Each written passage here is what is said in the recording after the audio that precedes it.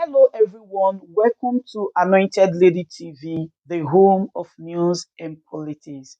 If it is your first time in this channel, you are highly welcome. Thank you so much for stopping by. And if you like what we do on this channel, hit on the subscribe button. Also put on the notification bell so you'll be notified by YouTube anytime we drop a new video. And if you are returning subscribers, thank you very much for always coming back to watch our videos. On this platform, we drop videos every day and we react to every video that come our way. And on this very video, I will be watching with you.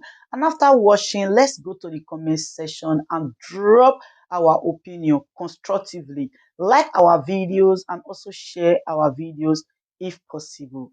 See you next time in my next video. The problem of Nigeria is not a problem of that we don't know truth. We know truth, but we like to walk in darkness rather than truth.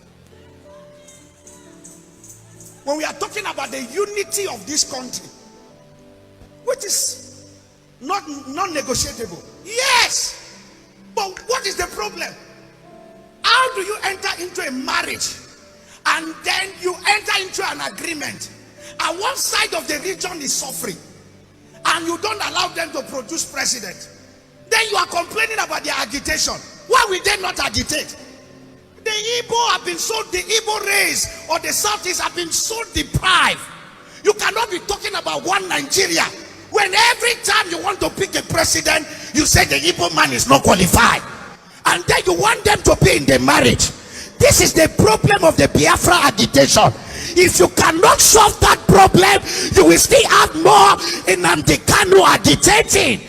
That is the reason you cannot be preaching love and unity and be practicing the opposite. This is the major problem of Nigeria. Why will the Southwest, Yoruba man, continue to be in power? Why will the North continue to be in power? Then the major language, you are not telling them you don't trust them. If you don't trust them, why are you keeping them? Leave them, let them come.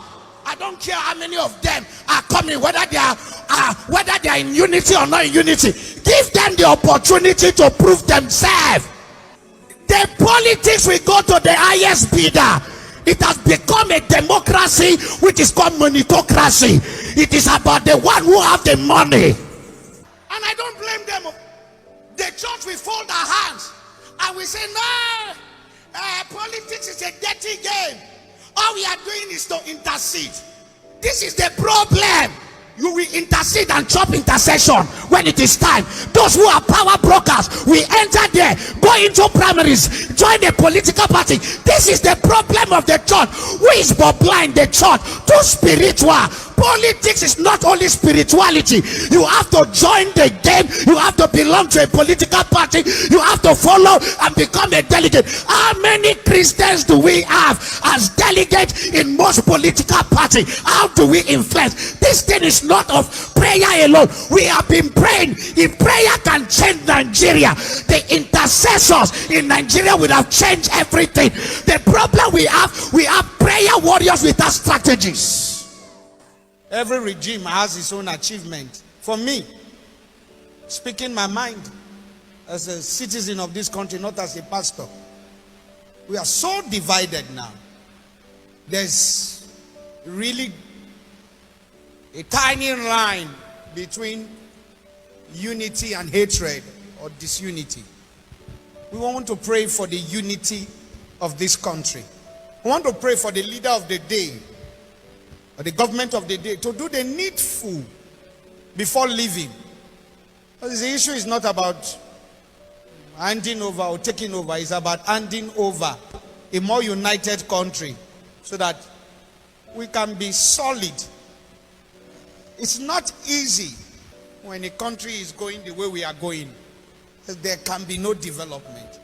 We are going to pray. Of recent, I read in the news and I saw that the government of the day granted some prisoners some pardon, or presidential pardon. That's a welcome idea. Sometimes I ask myself if those ideas are factored in the unity of this country. Now, why you are giving people presidential pardon? Why don't you give people like Nnamdi Kanu a pardon that can unite the country? If the Igbos are aggrieved, no matter your grievance, we have to do things that will make this country to be united. An average Igbo man will tell you that I don't think we are part of this country. And that is the problem. We are more disunited. We don't know what the Yoruba man is thinking if he takes power. We don't know what the South man is thinking if he gets power. Because there are some premises or some things that have been laid now.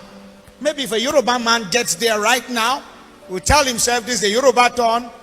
Everybody, power, defense, everything, Yoruba, everything, Yoruba, advisor, Yoruba, everything, Yoruba. And we will continue to have a deepening country that will be deepening in bitterness and disunity. The reasons why people are appointed from different regions is to balance and bring unity in the country. Leadership is not just about protecting your interests, it's about also uniting the country. I'm not an Igbo man, but you see, this is what is boiling, man. If people who steal money in a country can be given presidential pardon, if people who killed, who are called repentant Boko Haram, can be given pardon, why will somebody crying for independence of a region not be given a pardon and called to a table for dialogue? This thing, I just wonder. It is only in Nigeria we see truths like this, and we turn it this other way, and we speak political grammar, and we look away. And then we hear people talk about unity and federal character, talk about so many things, and it does not represent what we talk about. There are special breeds in this country that can influence the factors that brings about turnaround in this country. If you look at the population of the youth as per 2019, the population of the youth and those who are liable to vote, and how many youths even vote, and even this new election, you discover that the youth of this country can determine who becomes the president of this country. But where do we reign? We reign on social media. We reign on one show. Youth will vote almost how many millions will vote in one show and make people. But when it is time to decide what becomes of our country, all we do is to criticize pastors. Pastors are not the one controlling the economy of this country. It's okay, abuse us as pastors, so that we can also be checking ourselves. As you are abusing pastors and checking pastors, can you check the government very well? Can you check the government that determine the future? The reason why ladies are sleeping with dogs and young men are going on Yahoo is because the government of the day has failed. When governments begin to fail, youth will misbehave. And you youth, your power can influence. But we major on the minor and we minor on the major. Why you abuse men of God? Can you sit down to say we can go this way? I saw a movement sometime during the COVID time. What's the movement? NSAS. And I saw how the youth organized themselves. And I said, oh, that's wonderful. That's energy, okay. But not energy completely in the right direction. If the energy rallies around a genuine youth, we'll be talking about the third force that can checkmate the two major parties. But what is the problem? The youth still don't understand. When we say you are the future of tomorrow, we need to understand that we need to pray for the youth of this country. Let me say this. There is a cut-off from the older generation and the younger generation. And I will not blame the older generation, because do the youth of this country really understand what it means to take over, what it means to rule, what it means to influence? Because the direction we are traveling is not the direction to influence. If we abuse the older generation, what is the light that the youth of this generation have shown that we are competent enough to influence and change things even more than the older generation? What are we doing in the Yahoo sector?